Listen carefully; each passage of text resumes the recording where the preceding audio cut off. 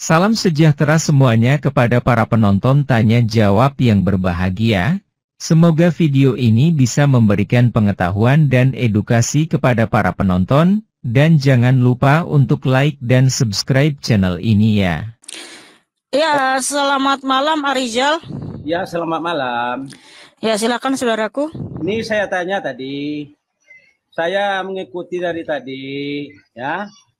Katanya tadi ayat yang Ibu baca tadi, itu kalau menurut saya, kalau kami orang Islam, itu utusan, diutusnya ke surga. Yang mana ayat mana? Ayat Injil yang Ibu baca tadi. Saya mau tanya sekarang nih, Bu.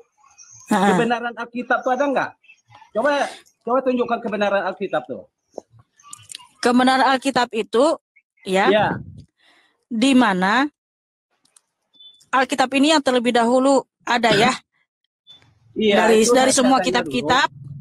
Dan kemudian kebenarannya ketika Yesus Kristus mati dan bangkit itu saksinya banyak. Dan saksinya juga siapa? Saksinya orang Romawi. Orang Romawi, rasul-rasul. Iya, rasul-rasulnya siapa? Kita mau tanya sabar dulu. Ini mau menjawab gimana nih kalau di Iya.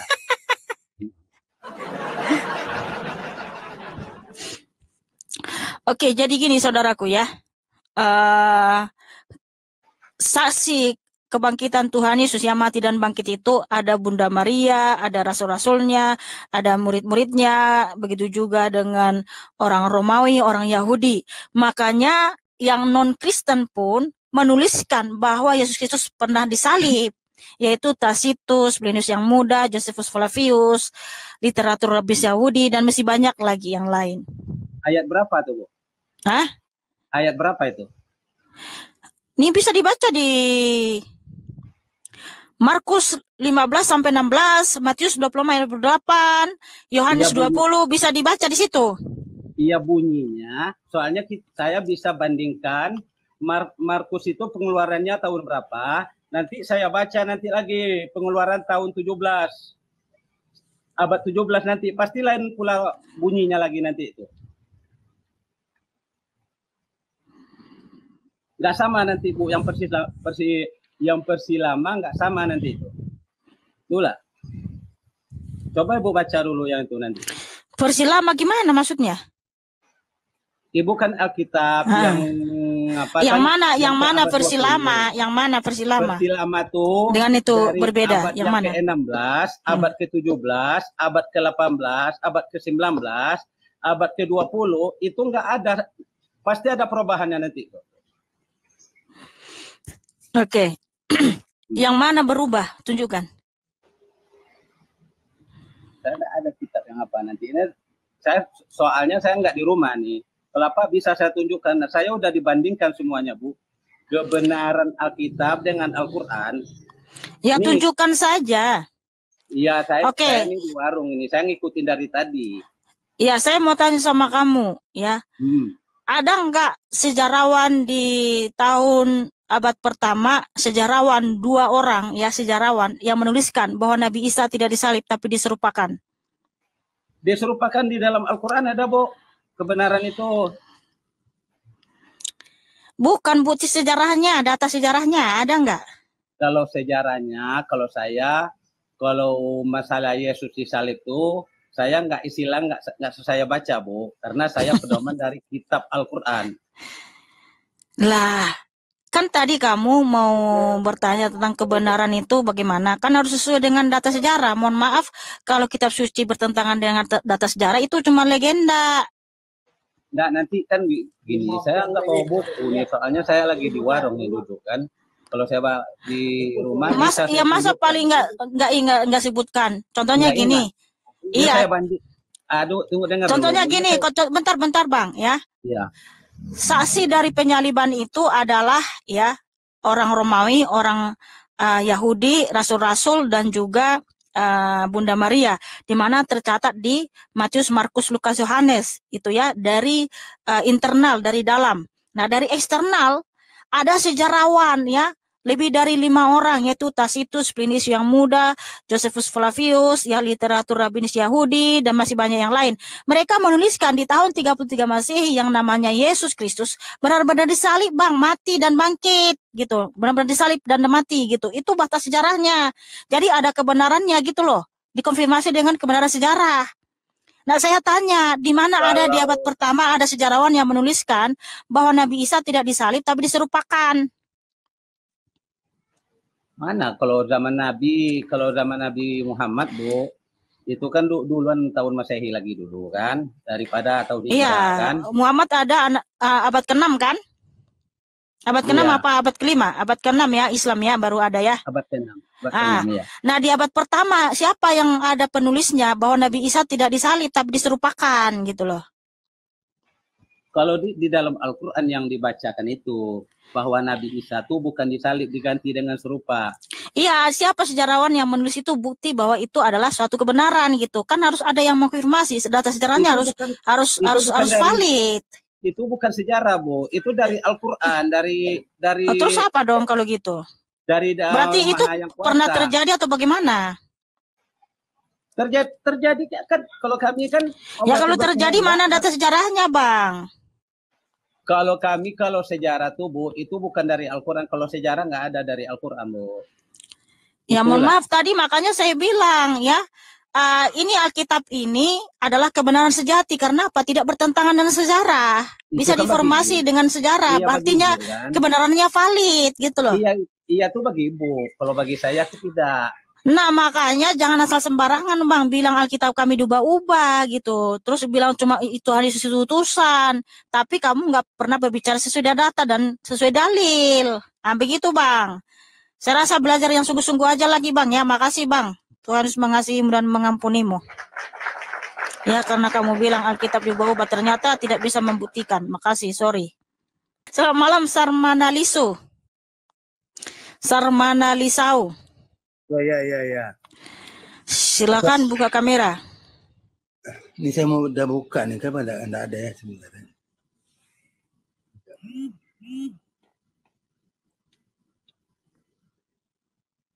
Maaf ya tak pakai baju nih. Saya sebenarnya cuman nanya satu aja. Betul ke Yesus itu anak Allah? Anak Tuhan? Di dalam Alkitab itu tertulis anak Allah, Bang. Karena apa? Ketika Allah itu datang berkenosis ke dunia, dia disebut anak Allah. Karena yang datang itu Allah, Bang. Makanya disebut anak Allah. Itu sebutan saja, Bang. Oh, sebutan saja, bukan anak Allah, bukan? Itu sebutan bahwa ketika Allah datang ke dunia disebut anak Allah, Bang. Karena yang datang itu adalah Allah. Gitu, Bang. Oh, gitu. Iya.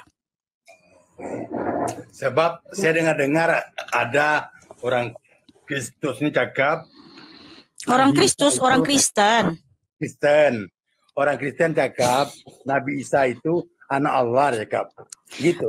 Oh, mohon maaf, Bang. Itu mungkin Kristen KTP kalau menyebut Isa itu anak Allah. Karena Tuhan Yesus bukan Nabi Isa, Bang.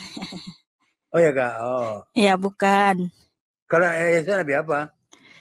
Ya, Nabi Isa itu nggak tahu, Bang. Tuhan Yesus bukan Nabi Isa, itu berbeda. Tuhan Yesus Kristus bukan Nabi Isa alaihissalam, Bang. Tuhan Yesus itu Allah yang Maha Kuasa, pemberi hidup kekal. Dia bukanlah duta, bukan utusan. Sebab ada firman Tuhan di Yesaya 63 ayat 9. Dia bukanlah duta, bukan utusan, melainkan dia sendirilah yang datang menyelamatkan umatnya. Jadi Allah itu sendiri yang datang menyelamatkan umatnya, Bang, ke dunia, Bang. Oh, jadi maksudnya Yesus tuh bukan anak Allah, Atau hanya itu aja? Bukan Tuhan Yesus tadi, Nabi Isa tadi kan, Nabi Isa. Kalau Tuhan Yesus itu ketika datang ke dunia disebut anak Allah, Bang. Oh, gitu. Ya, Tuhan Yesus itu banyak gelarnya ya, anak Allah. Berarti dia anak angkat lah gitu. Aduh. Anak angkat macam mana, Bang? Ya itu saya kurang paham, itu tanya. tadi kan saya sudah jelaskan Bang, ketika Allah itu datang ke dunia menjadi manusia, disebut anak Allah. Karena apa? Allah itu yang datang Bang. Dia akan datang ke dunia menjadi manusia. Nah, ketika dia datang menjadi manusia, disebut anak Allah. Karena apa?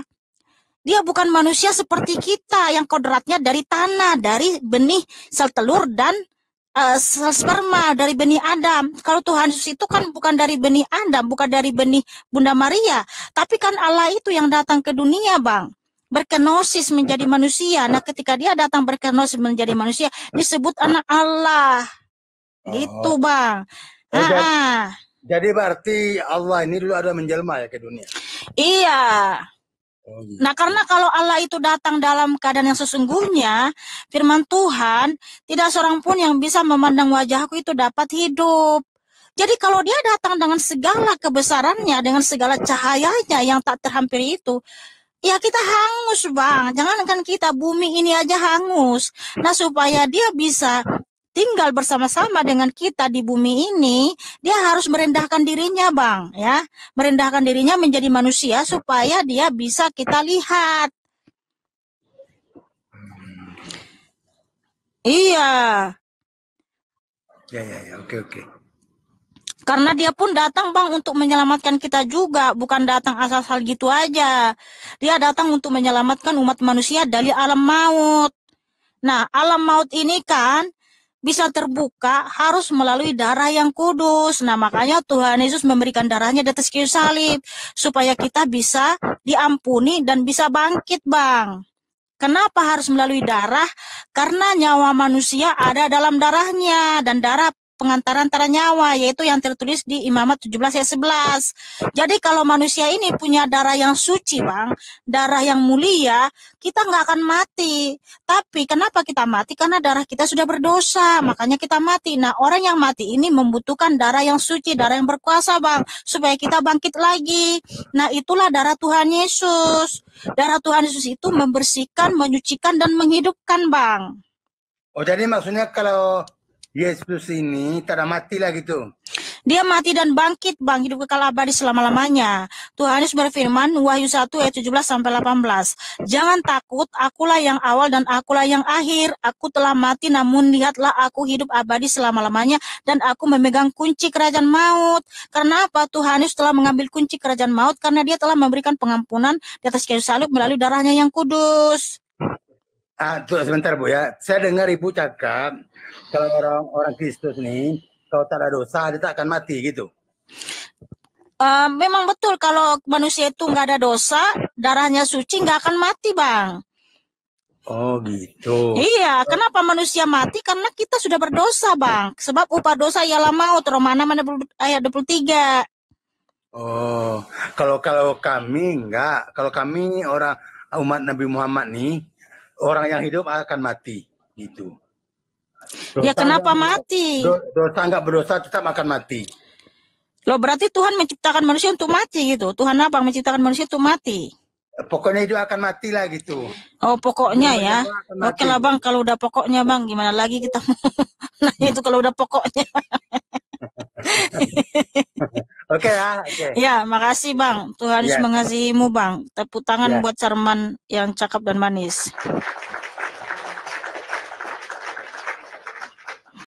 Pada video ini yang sudah kita saksikan bersama ini ada pertanyaan tentang apakah ada kebenaran Alkitab.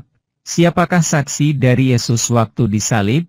Untuk pertanyaan satu ini Mihana menjawab bahwa yang menjadi saksi banyak antara lain ada Bunda Maria, rasul-rasul serta murid-muridnya, padahal kalau menurut yang dikatakan di Alkitab itu tidak ada saksi-saksi bahwa Yesus yang disalib karena murid-muridnya itu kabur semua karena Yesus mau ditangkap dan dihukum mati. Sedangkan yang dimaksud rasul itu siapa? Jadi kalau menurut saya jawaban dari Mihana itu kurang tepat. Lalu si penanya narasikan bahwa Alkitab itu berubah-ubah isinya. Dari kitab yang lama ke kitab yang baru isinya pasti ada perubahan.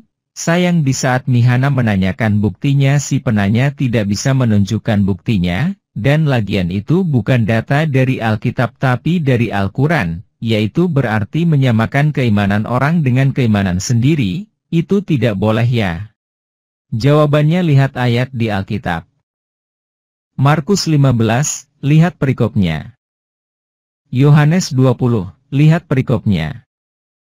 Imamat pukul 17:11 karena nyawa makhluk ada di dalam darahnya dan aku telah memberikan darah itu kepadamu di atas mezbah untuk mengadakan pendamaian bagi nyawamu, karena darah mengadakan pendamaian dengan perantaraan nyawa. Wahyu pukul 1:17 ketika aku melihat dia, tersungkurlah aku di depan kakinya sama seperti orang yang mati, tetapi ia meletakkan tangan kanannya di atasku, lalu berkata, jangan takut.